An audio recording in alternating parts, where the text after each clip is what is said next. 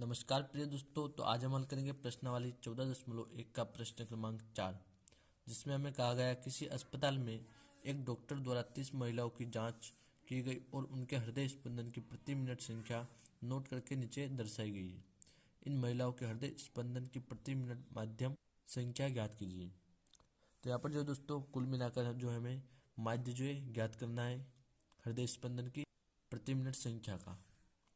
तो यहाँ पर हमें एक टेबल दी गई है, हृदय स्पंदन की प्रति मिनट संख्या हमें यहाँ पर बताई गई है और इसके नीचे यहाँ पर हमें महिलाओं की संख्या बताई गई है।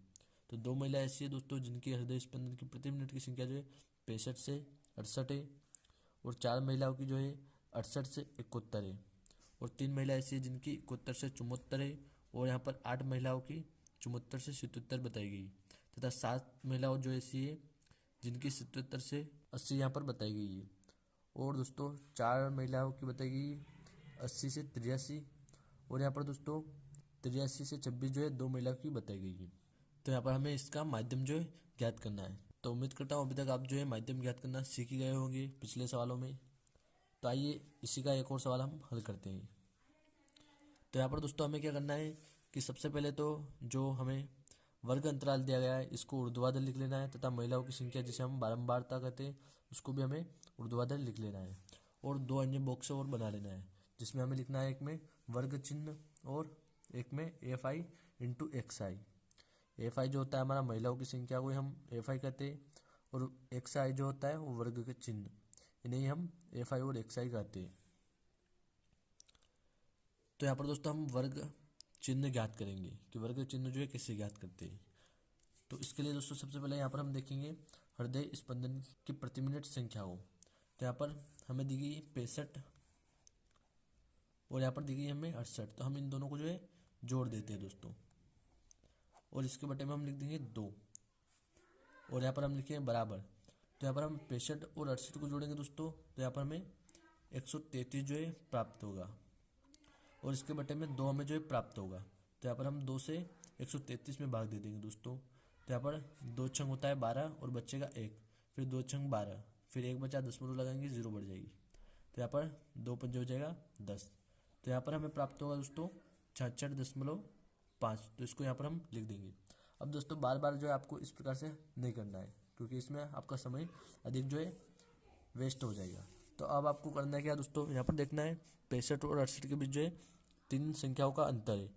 तो इसलिए दोस्तों आप यहाँ पर 66.5 में 3 को जोड़ देंगे, तो यहाँ पर हमें प्राप्त होगा 69.5। इसी प्रकार से हम 3 को जो है जोड़ते जाएंगे और यहाँ पर लिखते जाएंगे। तो यहाँ पर दोस्तों अब हम 69.5 में 3 को जोड़ेंगे, तो यहाँ पर हमें प्राप्त होगा 72.5, और 72.5 में अगर हम 3 को जोड़ेंगे तो यहाँ पर हमें 75.5 जो है प्राप्त होगा।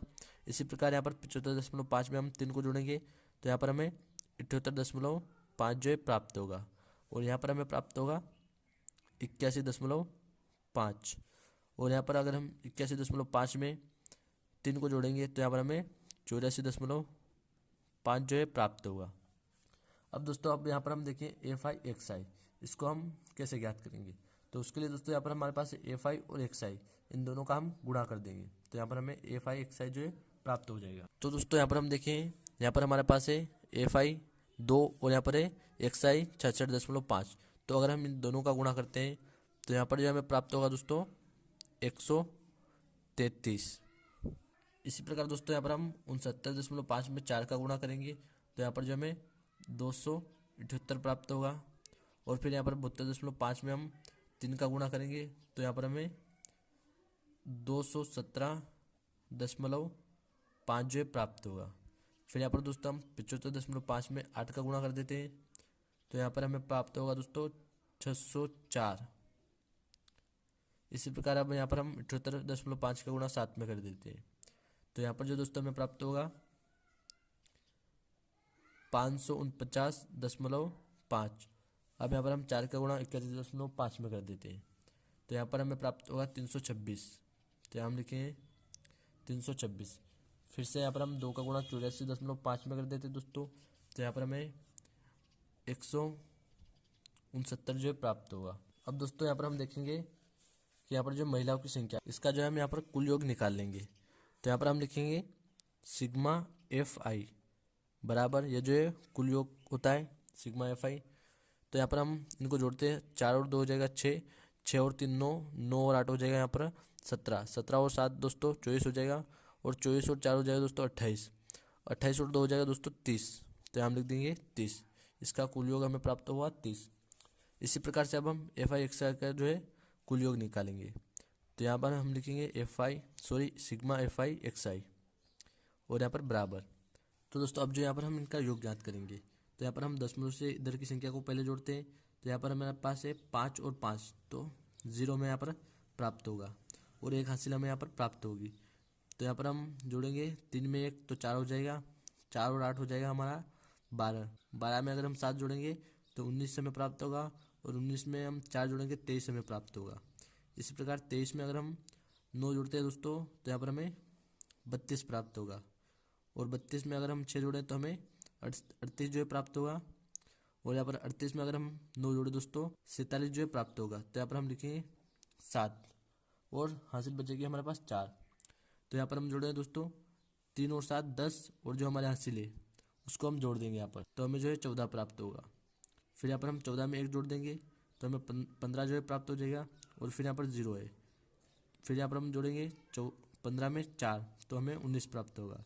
फिर उसी 19 में हम जोड़ेंगे 2 तो हमें 21 प्राप्त हो जाएगा, और फिर 21 में हम 6 जोड़ देंगे दोस्तों, तो यहाँ पर जो हमें 27 जो है प्राप्त हो जाएगा। तो यहाँ हम लिखेंगे फिर से 7, और बचेगी हासिल 2।